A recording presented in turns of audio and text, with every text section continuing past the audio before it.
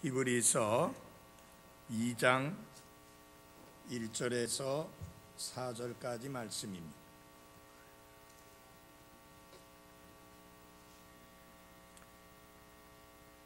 그러므로 우리는 마땅히 우리가 지금까지 들은 것들에 더 열심히 주의를 기울여야 하리니 이것은 언제라도 그것들이 우리에게서 빠져나가지 못하게 하려 함이라. 천사들을 통해 하신 말씀이 확고하였고 모든 범법과 불순종이 정당한 보응의 대가를 받았거늘 우리가 이렇게 큰 구원을 소홀히 여기면 어찌 피할 수 있으리요. 이 구원은 처음에 주께서 말씀하기 시작하신 것이요 그분의 말씀을 들은 자들이 우리에게 확증한 것인데 하나님께서도 자신의 뜻에 따라 표적들과 이적들과 다양한 기적들과 성령님의 선물들로 그들에 대하여 증언하셨느니라. 아멘. 기도하겠습니다. 하나님 아버지, 성령의 영감으로 기록되어진 하나님의 말씀을 우리에게 허락해 주신 것 감사드립니다.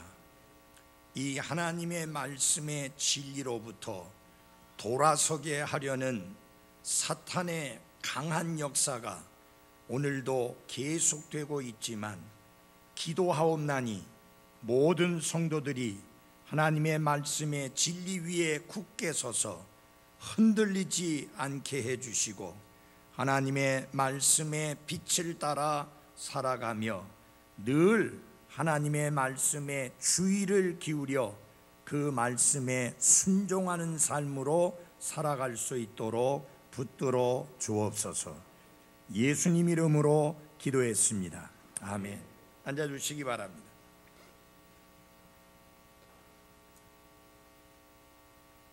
이 히브리서 말씀을 주의 깊게 읽어보시게 되면 히브리서 1장 1절과 2절 말씀을 통해서 굉장히 중요한 선언을 하고 있습니다. 그것은 무엇이냐면 하나님께서 자신의 아들을 통하여 우리에게 말씀하셨다라고 하는 것입니다. God spoken unto us. 하나님께서 우리에게 뭐 하셨다? 말씀하셨다. 그리고 이 히브리서의 거의 끝부분에 가서 보면 이런 경고의 말씀이 나옵니다. 히브리서 12장 25절에 보면 너희는 조심하여 말씀하시는 분을 거역하지 말라라고 이렇게 경고하십니다. 그러므로 히브리서의 주제를 이렇게 말씀드릴 수 있습니다. 하나님께서 말씀하셨다. 우리에게는 그분의 말씀이 있다. 우리는 그것을 어떻게 해야 하는가? 라고 주제를 정할 수 있습니다. 세 가지 중요한 사실을 명심하십시오. 첫째, 하나님이 말씀하셨다. 근데 그 말씀을 성경 기록을 통해서 우리에게 주심으로 우리에게 하나님의 말씀이 있다. 그렇다면 우리는 그 하나님의 말씀을 어떻게 대해야 하는가라고 하는 것입니다.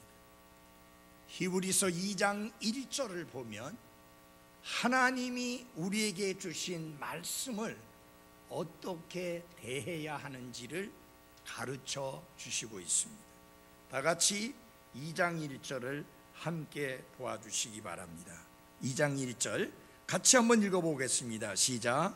그러므로 우리는 마땅히 우리가 지금까지 들은 것들에 더 열심히 주의를 기울여야 하리니.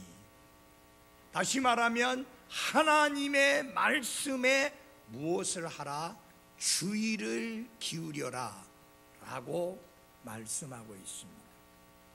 왜냐하면 그렇게 하지 아니하면 그 말씀들이 우리에게서 빠져나가게 된다라고 말씀을 하고 있습니다. 우리는 하나님께서 하신 말씀에 더 열심히 주의를 기울여야 합니다. 하나님이 뭐라고 말씀하셨는지 그 말씀을 주목하고 그 말씀에 주의해야 하는 것입니다. 그래서 히브리서에서는 우리가 하나님이 하신 말씀에 대하여 주의를 기울이지 아니하면 빠질 수 있는 위험에 대하여 5가지 경고를 하고 있습니다. 그래서 히브리서는 위로의 책이라고도 할 수 있지만 또한 히브리서는 경고의 책이라고도 할 수 있는 말씀입니다. 그 첫 번째는 무엇이냐? 우리가 하나님의 말씀에 주의를 기울이지 아니할 때 빠질 수 있는 첫 번째 위험이 무엇이냐면은 하나님의 말씀으로부터 표류하는 위험입니다. 여러분, 배가 표류하게 되면 굉장히 위험합니다. 그 배 안에 탄 사람의 생명을 보장할 수 없게 됩니다. 두 번째 위험은 무엇이냐? 하나님의 말씀을 의심하는 그런 죄에 빠지기가 쉽다고 하는 것입니다. 세 번째 위험은 무엇이냐? 하나님의 말씀에 대하여 예민하게 반응을 해야 되는데 하나님의 말씀에 대하여 둔하여지는 그런 위험에 빠질 수 있습니다. 우리가 하나님의 말씀에 더 열심히 주의를 기울이지 아니하면 마침내 네 번째 위험은 뭐냐? 하나님의 말씀을 멸시하는 그런 위험에 빠질 수 있습니다.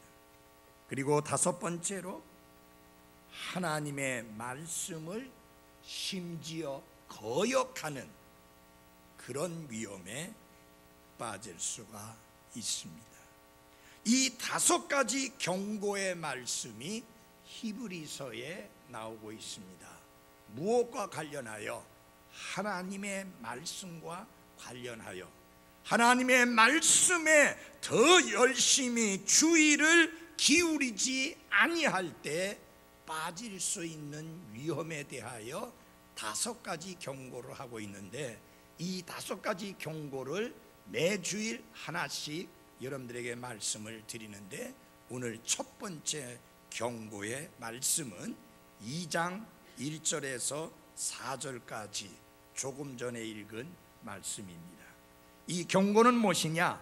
말씀이 빠져나가지 못하게 하라 라는 경고입니다. 한번 다 같이 해볼까요? 여기 보이죠? 시작. 말씀이 빠져나가지 못하게 하라. 이 첫 번째 경고의 말씀은 히브리서를 받는 그 성도들이, 그리스도인들이 하나님의 말씀에 주의를 기울이고 그 말씀에 순종하도록 하기 위해서 격려하는 말씀이기도 합니다. 다시 한번 우리 마음속에 새겨둬야 합니다. 하나님의 말씀에 더 열심히 주의를 기울여서 이 하나님의 말씀이 내게서 빠져나가지 못하게 해야 한다라고 하는 것입니다. 여러분, 여러분의 몸에서 단백질이 다 빠져나간다고 하면 굉장히 위험한 겁니다.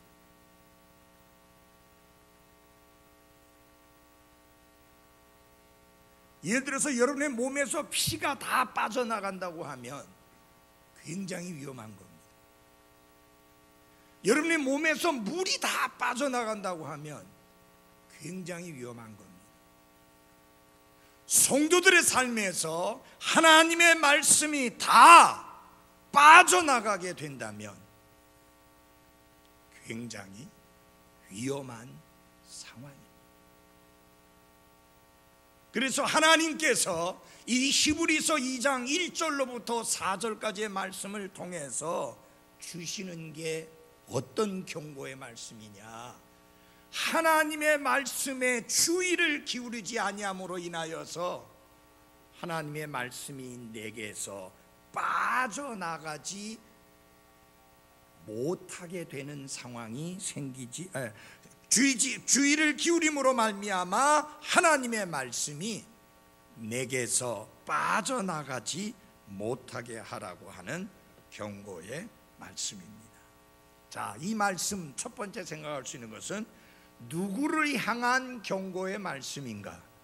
혹은 누구를 향한 권면의 말씀인가? 먼저 그것을 생각해야 됩니다. 하나님의 말씀이 빠져나가지 못하게 하라. 하나님의 말씀에 더 열심히 주의를 기울여서 하나님의 말씀이 빠져나가지 못하게 하라고 했는데, 도대체 이 말씀은 누구에게 하시는 권면 혹은 경고의 말씀인가? 3장 1절을 다 같이 열어주시기 바랍니다. 3장 1절입니다. 거기 보면 히브리서가 어떤 사람들을 대상으로 해서 말씀하고 있는 것인지를 보여줍니다. 그러므로 거룩한 형제들 곧 하늘의 부르심에 참여한 자들아 라고 말씀합니다. 거룩한 형제들이라고 했습니다. 하늘의 부르심에 참여한 자들이라고 했습니다. 그렇다고 하면 이 말씀은 구원받은 거룩한 하나님의 백성이 된 성도들, 그리스도인들에게 주시는 말씀인 것을 알 수 있습니다.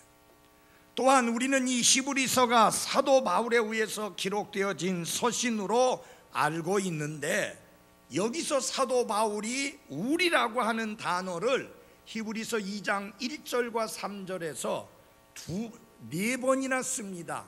우리라는 단어를. 그 말은 무슨 말이냐? 사도 바울 자신도 포함시켰으니 사도 바울이 구원받은 그리스도인인 것처럼 이 경고의 말씀을 듣고 있는 사람들 또한 구원받은 그리스도인 성도들이라고 하는 것을 쉽게 알 수 있습니다. 특별히 중요한 사실은 3절에서 나오는데요, 3절에 보면 이렇게 말씀하고 있습니다. 우리가 이렇게 큰 구원을, 사도 바울을 포함하여 히브리서를 받는 독자들 모두가 이렇게 큰 구원을 소홀히 여기면 했습니다. 그래서 이 히브리서는 하나님이 주신 이같이 큰 구원을 거부하는 것에 대하여 말씀하고 있는 것이 아니라 소홀히 하는 것에 대하여 말씀을 하고 있습니다. 그러니까 리젝팅하는, 거부함이 아닌 니글렉팅, 소홀히 함에 대하여 말씀을 하고 있는 것입니다.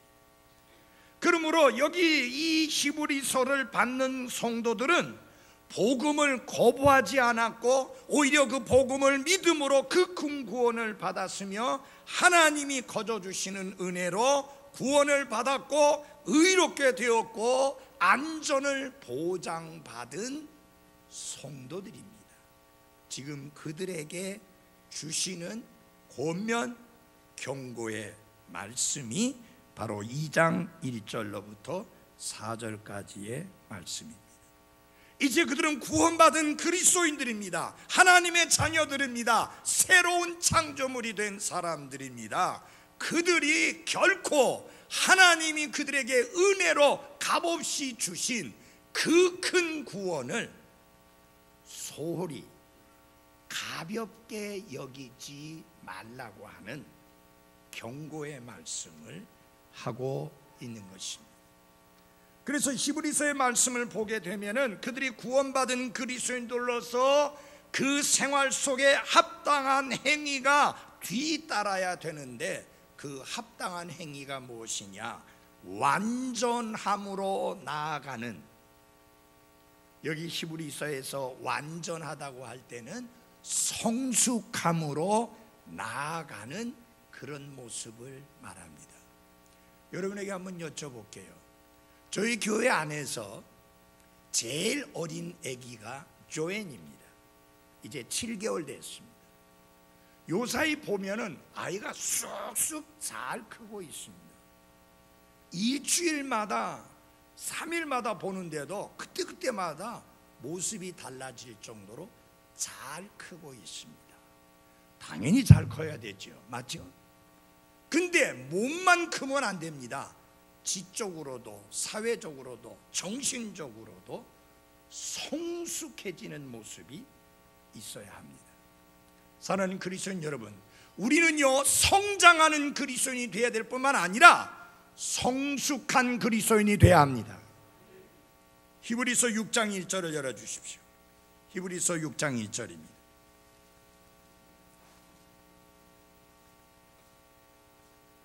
그러므로 우리가 그리스도의 교리의 기초들을 떠나, 그 다음에 어떻게 해요?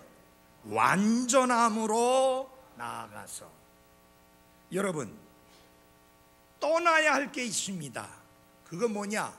젖병 들고 젖을 빨고 기저귀 차고 그대로 싸대는 그런 어린 애기 상태로부터 어떻게 돼요? 떠나야 합니다.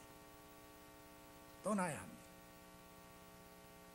다시 말하면 영적인 어린 그리스도인의 모습과 삶에서부터 그냥 머물러 있으면 안 되고 떠나야 합니다. 그러면 떠나야 되면 목적지가 있어야 될 거 아니에요. 어디로 가야 되느냐? 완전함으로 나가야 합니다. 여기 완전함이라는 것은 하나님이 완전하신 것처럼 우리가 완전해지는 걸 말하는 게 아니라 성숙함으로 나아가야 하는 것입니다. 어떤 분은 구원받은 지 오랜 세월이 지났는데 아직까지도 어린애기 상태에 머물러 있어서 항상 초점을 누구에게 맞추고 있는가? 그리스도께 맞추고 있는 게 아니라 자기 자신에게 맞추고 있는 거예요. 여러분, 애기들의 특징이 뭐예요? 나를 보라는 거예요. 나에게 관심을 주라는 거예요. 나에게 마음과 시간과 모든 것을 쏟아 부으라는 거예요. 성숙해지면 나에게서 벗어나요. 그래서 다른 사람들을 생각하게 되고 부모를 생각하게 되고 이웃을 생각할 줄 아는 사람으로 바뀌어지는 거예요. 성숙한 그리스도인이 되는 것도 마찬가지입니다. 내가 아니요 그리스도요, 내가 아니요 다른 사람들을 생각하는 영적인 성숙함으로 나아가야 하는 것입니다. 이스라엘 백성들이 하나님의 능력 많으신 손길에 의해서 이집트의 노예 생활로부터 구원받았습니다. 그래서 그들은 이제 하나님이 약속해 주신 땅, 젖과 꿀이 흐르는 가나안 땅을 향해 갑니다. 근데 여러분, 그럼에도 불구하고 그 하나님이 약속해 주신 가나안 땅에 들어간 사람은 달랑 2사람뿐이에요. 여호수아와 갈렙 2사람뿐이에요. 다 구원받았는데, 다 유월절 어린 양의 피에 의해서 구속함을 받았는데 그들이 다시 이집트로는 돌아가지 않았지만 약속의 땅, 승리의 땅, 풍요로운 땅, 하나님이 주시고자 하는 땅, 가나안 땅으로는 들어가지를 못했습니다.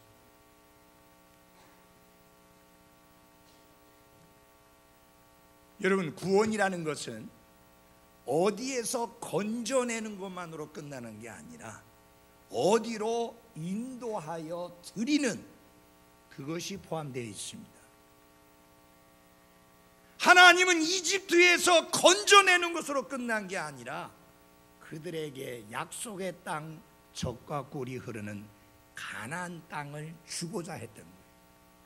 근데 여러분이 알다시피 여호수아와 갈렙을 제거하고는 한 사람도 못 들어갔어요.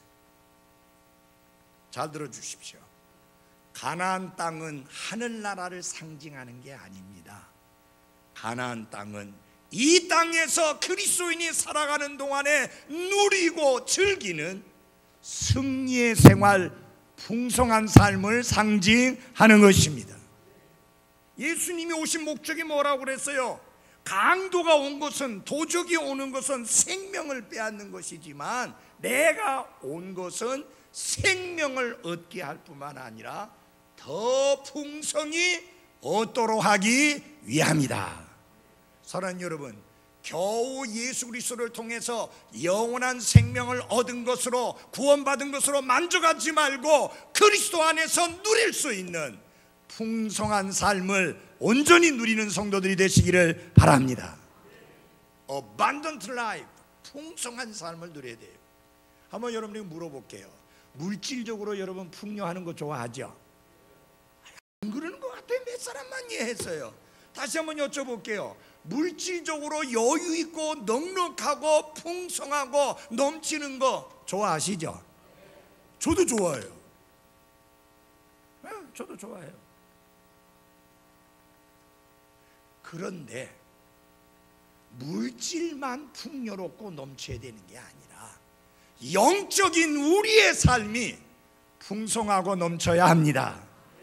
나는 다윗의 고백처럼 내 삶이 언제나 그렇게 되기를 원합니다. 내 잔이 넘치나이다. 그 잔은 내 삶을 말하는 것입니다. 내 삶의 기쁨이 넘치나이다. 내 삶의 감사가 넘치나이다. 내 삶의 찬양이 넘치나이다. 내 삶의 기도가 넘치나이다. 내 삶에 하나님의 말씀이 넘치나이다. 내 삶에 잃어버린 혼들을 향한 사랑이 넘치나이다. 내 삶이 넘치나이다. 우리 그렇게 고백할 수 있는 삶이 되어야 합니다. 겨우 목숨을 부지해 나가듯이 구원받은 그리스도인이라는 그 이름만 겨우 가지고 이 땅 위에서 살아가는 삶의 모습이 그리스도인이 아닌 사람과 별반 다를 바 없이 살아가는 게 아니라 그들이 알지 못하는 평안이 넘치는 삶, 그들이 알지 못하는 기쁨이 넘치는 삶, 그들이 알지 못하는 감사가 넘치는 삶을 살아야 하는 것입니다. 그게 뭐냐? 완전함으로 나아가라는 말씀이에요. 아멘. 그리 나가야 돼요. 그리로 가야 돼요. Go on to perfection. 완전함으로 나아가라. 자, 이제 이 말씀이 주시는 교훈은 뭐냐? 다 같이 한번 합시다. 말씀에 주의를 기울여라. 2장 1절에 보면 그러므로 우리는 마땅히 우리가 지금까지 들은 것들에 더 열심히 주의를 기울여야 하리니. 왜 그렇습니까? 이것은 언제라도 그것들이 뭐예요? 우리가 들은 말씀들이 우리에게서 빠져나가지 못하게 하려 함이라 그랬습니다. 사랑하는 그리스도인 여러분, 우리가 들은 바 말씀, 읽은 바 말씀, 공부한 바 그 말씀, 그 말씀에 주의하지 않으면 그 말씀이 다 빠져나가 버린다 그 말이에요. 여러분, 이 건강에 심각한 문제가 있는 사람 중에 어떤 사람이 있느냐면요, 먹기는 엄청 잘 먹는데 이게 다 그냥 빠져나가는 거예요. 몸의 영양분으로 흡수되는 게 아니라 그냥 빠져나가는 거예요. 제 아내가 오래전에 갑상선을 앓은 적이 있습니다. 갑상선 기능 항진증이라고 하는. 근데 이게 음식을 먹으면 심장이 너무 빨리 뛰고 많이 뛰어서 흔들어 대니까 음식이 몸에 흡수되는 게 아니라 미처 소화가 될 여가가 없이 전부 설사로 쫙쫙 빠져나가면서 빼짝 마르면서 피골이 상접한 그런 모습이 되는 거예요. 아무리 먹어도 소용없어요. 돌아서면 금방 배고픈데, 근데 문제는 몸 안으로 흡수가 안 되는 거예요. 뭐 하는 거예요? 다 빠져나가는 거예요. 여러분이 읽는 하나님의 말씀이, 여러분이 듣는 하나님의 말씀이, 여러분이 공부하는 그 하나님의 말씀이 다 여러분에게서 빠져나가게 하면 안 된다. 그 말씀이 여러분의 마음에 남아야 되고, 삶에 남아야 되고, 삶에 정착해서 내 인격과 내 삶을 변화시키는 말씀이 돼야 하는 것입니다. 그렇게 하려면 어떻게 해야 되느냐? 들은 말씀에 주의를 기울여야 된다. 그 말씀을 주목하고 그 말씀에 관심을 가지고 그 말씀에 내 마음을 쏟아붓고 삶을 쏟아부어야 그 말씀이 내게서 빠져나가는 게 아니라 내 삶에 자리매김하면서 내 인격과 삶을 변화시키게 되는 것입니다. 여러분, 이 소홀히 하는 것, 가볍게 여기는 것, 이것이 그 어떤 것보다도 우리의 영적인 생활에 실패를 가져오고 영적인 생활에 문제를 일으키는 가장 큰 원인이 될 수 있습니다. 아마 여기 자녀를 키우신 분들은 잘 알 거예요. 자녀들이 부모가 한 말에 주의를 기울이는 게 아니라 소홀히 여기고 가볍게 여기고 그냥 흘려버리는 이런 경험들 다 해보셨죠? 애들 키우면서. 그죠? 왜 또 아는 것처럼 가만히 계세요? 다 해보셨죠? 자, 얘 이리 와봐. 너 이렇게 해. 예. 그런데 그게 다예요. 안 해. 부모가 한 말에 주의를 기울이지 않아요. 그래서 부모에게 들은 말이 그냥 빠져나가는 거예요. 그러니까 부모를 열받게 하는 거예요. 네. 이 가볍게 여기는 거, 주의를 기울이지 아니하는 거, 소홀히 하는 거, 그것이 하나님의 말씀일 때 얼마나 심각한 문제인가 생각해 보십시오. 부모의 말을 소홀히 여기는 것도 끔찍한 건데 하나님의 말씀을 소홀히 여기고 가볍게 여기는 게 얼마나 위험한 것이냐. 이 가볍게 여기고 소홀히 여기는 것이 내 영적인 삶에 큰 문제를 일으키는 원인이다. 말씀 읽는 거 소홀히 하고, 기도하는 거 소홀히 하고, 하나님께 영과 진리로 경배드리는 거 소홀히 하고, 하나님께 시간과 물질 드리는 거 소홀히 하고, 주님과 주님의 교회를 섬기는 것을 소홀히 하고, 영적 성장의 기회를 소홀히 하고 가볍게 여길 때 얼마나 위험한가. 그것들이 전부 다 무슨 결과를 가져오는가? 하나님의 말씀이 다 빠져나가게 하는 위험을 초래한다 하는 것입니다. 여러분, 말씀드립니다. 주일날 영과 진리로 경배하는 자리에 오지 아니하고 해외여행하거나 다른 데 여행했다고 해서 다리 몽둥이가 부러지지는 않습니다. 저 그런 말 안 해요. 그러나 한 가지는 말씀드립니다. 영과 진리로 경배드리는 그 시간을 소홀히 여기지는 마십시오. 가볍게 여기지는 마십시오.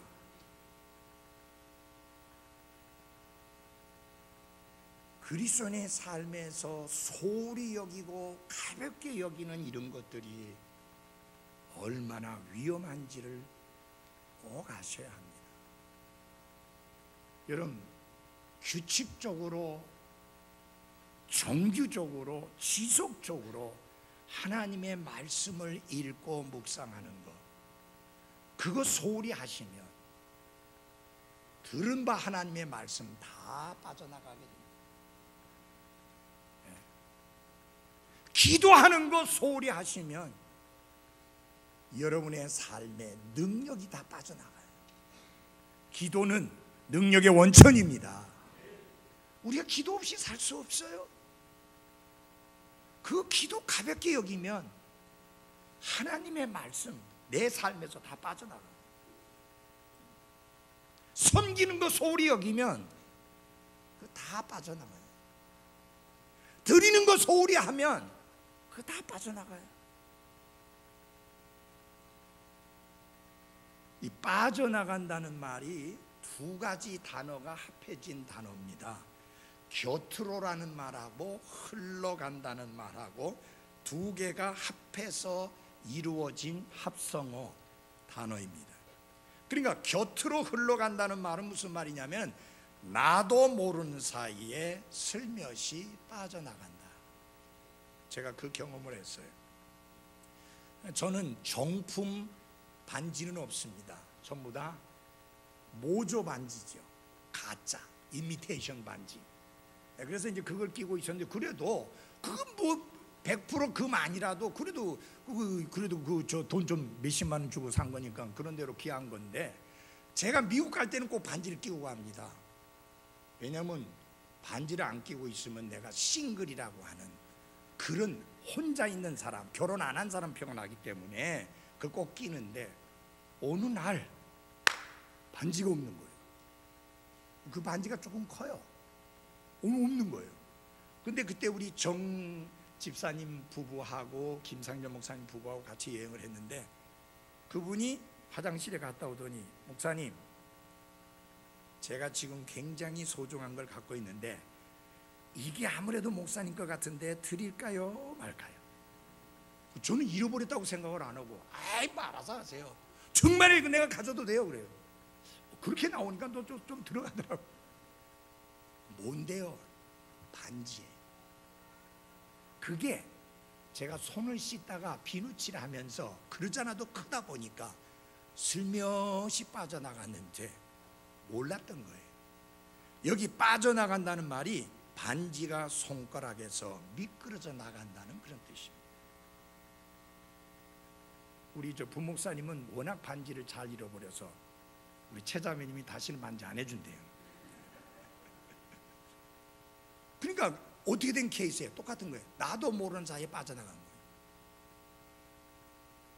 그리고 여기 빠져나간다는 말이 무슨 뜻이냐면 배를 정박할 때 뭘 내려야 돼요? 큰 소리로 뭘 내려야 돼요? 닻을 내려야 돼요.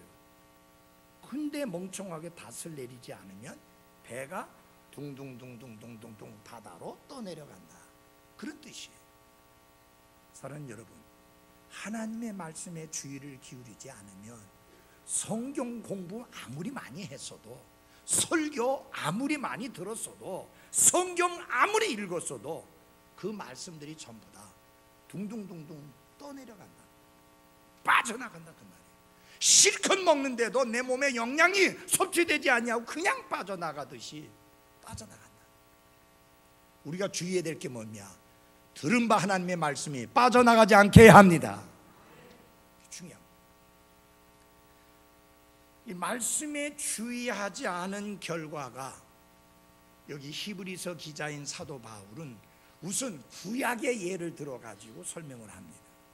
우리 2장 2절 같이 읽겠습니다. 2장 2절 시작. 천사들을 통해 하신 말씀이 확고하였고 모든 범법과 불순종이 정당한 보응의 대가를 받았거늘. 천사들을 통해 전해진 말씀이라는 것은 율법을 말합니다. 이 율법을 거스린 사람들이 정당한 보응의 대가를 받았다라고 말씀합니다.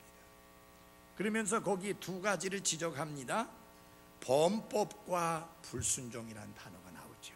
맞아요? 이거 잘 들어야 돼요. 범법은 뭐냐? transgression. 이건 뭐냐면은 어떤 죄를 말하느냐? 자귀의 죄라. 이 한자로 말하면 굉장히 어렵게 합니다. 자귀의 죄. 그 말은 무슨 말이냐면 하지 말아야 되는데 의도적으로 한 것, 그걸 말합니다. sins of commission. 저지름의 죄예요. 하나님이 그 말씀 것을 엄중히 확실히 분명히 알면서도 그거 무시하고 하는 죄를 범법이라 그렇게 말합니다. 이해됩니까? 그 다음에 불순종이라고 하는 것은 무슨 죄냐? 쉽게 말해서 sins of omission, 해야 할 것을 하지 않는 죄, 부작위의 죄. 여러분, 불순종이 뭐예요? 하나님의 말씀 뻔히 알면서도 안 하는 거예요. 그게 불순종이에요. 범법이 뭐냐? 하지 마라! 했는데 악착같이 하는 거예요. 그게 범법이에요. 여러분, 법 어기는 사람 법 뻔히 알면서 악착같이 하잖아요. 그래가지고 쇠고랑 차고 들어가고 그러잖아요. 맞죠? 그게 범법이에요. 불순종은 뭐냐? 하나님이 하라고 했는데 못 들은 척 안 하는 거. 그런 것들이 아무 일 없는 듯이 그냥 쑥 지나가느냐? 아니라는 거예요. 정당한 보응의 대가를 받았다, 그렇게 말씀합니다. 그렇다면 하나님의 아들로부터 직접 받은 하나님의 말씀을 만약 우리가 어기고 불순종한다면 그 결과가 어떠하겠느냐 생각해 봐야 된다, 그 말입니다. 마지막으로 여기 핵심은 그겁니다. 2장 3절 다 같이 한번 읽겠습니다. 시작. 우리가 이렇게 큰 구원을 소홀히 여기면 어찌 피할 수 있으리요. 구원을 소홀히 가볍게 여기지 마라. 여기 성경은 그 구원이 얼마나 놀라운 것인지를 설명하기 위해서 이같이 큰 구원이라 그렇게 표현했습니다. 그냥 구원이라고 안 하고 이같이 큰 구원이다. 왜 이같이 큰 구원입니까? 첫째는 주께서 말씀하기 시작하셨기 때문이고, 둘째는 사도들이 확증한 것이기 때문이고, 셋째는 하나님께서도 직접 증언하셨기 때문이고, 그리고 가장 중요한 것은 우리의 이 구원을 위하여 엄청나게 큰 값이 지불되었기 때문인 것입니다. 근데 여기서 여러분 주의해야 될 게 있어요. 이렇게 큰 구원을 거부한다면 어찌 피할 수 있으리요, 그렇게 말하지 않았어요. 여기서는 복음을 거부하는 문제를 말씀하게 하는 게 아니라 이같이 큰 구원을, 이렇게 큰 구원을 가볍게 여기는, 소홀히 여기는, 하찮게 여기는 바로 그런 죄를 말씀하고 있는 것입니다. 사랑하는 여러분, 물론 구원은 하나님이 은혜로 거저 주시는 선물입니다. 은혜로 값없이 거저 받았다고 해서 그것이 값싸고 하찮은 것이 아닙니다. 성경은 말합니다. 이렇게 큰 구원이다. 구원받은 거 크게 여기십시오. 구원받은 거 크게 감사하십시오. 구원받은 거 크게 기뻐하십시오. 구원받은 거 크게 소중히 여기십시오. 결코 가볍게 여기지 말기를 바랍니다. 우리는 구원받은 사람으로서 열매를 맺는 삶을 살 수도 있고, 우리가 구원받은 사람으로서 그 구원을 가볍게 여김으로 우리의 삶이 열매 맺지 못하는 비참한 삶을 살 수도 있습니다. 결과는 두 가지입니다. 그리스도의 심판석에 서서 보상의 보응을 받을 것이냐, 아니면 보상의 손실을 입을 것이냐, 둘 중에 하나입니다. 나는 여러분들 모두가 그리스도의 심판석에 서서 회개 보고를 할 때에 좋은 보고를 드릴 수 있음으로 인하여 보상의 보응을 받게 되기를 바랍니다.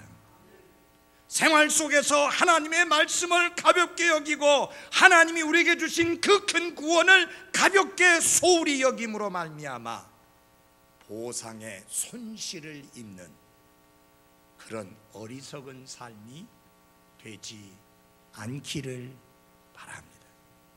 사랑하는 그리스도인 여러분, 우리는 어느 날 그리스도의 심판석 앞에 서게 됩니다. 구원받았느냐 구원받지 못하느냐를 판가름하기 위해 서는 게 아니라 보상의 보응을 받느냐 보상의 손실을 받느냐, 그 두 가지를 판가름하기 위해서입니다. 보상의 보응을 얻는 자는 크게 기뻐할 것입니다. 보상의 손실을 입는 자는 부끄러워서 고개를 못 들 것입니다. 마치 불이 난 상황 속에서 옷도 걸치지 못하고 밖으로 뛰쳐나왔는데 모든 거 다 잃어버리고 생명은 건졌지만 홀라당 벗은 아무것도 남지 않는 부끄러운 구원의 모습으로 서게 될 것입니다. 여러분, 제가 목회하면서 보니까요, 하나에서 10까지 똑같아요. 모두 다 상 받는 거 좋아하셔요. 근데 교회에서 무슨 상을 주든 그 상이 대단하겠습니까? 아무리 이불 세트 준다 한들 뭐 그게 대단하겠어요? 그런데 주님 앞에 서서 그리스도의 심판석 앞에서 받게 될 보상은 계산이 안 되는 어마어마한 것입니다. 평창 올림픽 끝났죠. 지금 장애인 올림픽 하고 있습니다. 근데 여러분, 왜 장애인 올림픽은 그렇게 조명을 못 받습니까? 오히려 제가 볼 때는 그들이 더 조명을 받아야 합니다. 그 신체적 악조건을 이기고 하키를 하고 무슨 뭐 스키를 타고 이러는 사람들에게 더 조명이 가야 되는데, 이 세상은 온전한 사람에게만 신경 쓰지 불편한 사람에게 신경을 안 씁니다. 근데 우리 주님은 그렇지 않습니다. 주님은 차별하지 않습니다. 중요한 것은 그분이 가져다 주실 보상은 이 땅 위에서 올림픽 선수들이 받는 금메달 정도하고 비교가 되지 않습니다. 나는 여러분 모두가 그리스도의 심판석에 서서 그 보상의 보응을 받으시는 성도들이 다 되시기를 바랍니다. 그러려면 어떻게 해야 됩니까? 하나님의 말씀에 더 열심히 주의를 기울이셔야 합니다. 그 말씀에 초점을 맞춰야 합니다. 그 말씀에 관심을 두어야 합니다. 그 말씀을 주목하셔야 합니다. 그 말씀이 내 삶에서 빠져나가지 못하게 하셔야 합니다. 그래야지 보상의 보응을 받을 수 있습니다. 오늘 들은 말씀은 첫 번째 경고의 말씀입니다. 큰 소리로 한번 합시다. 시작. 말씀이 빠져나가지 못하게 하라. 기도하겠습니다.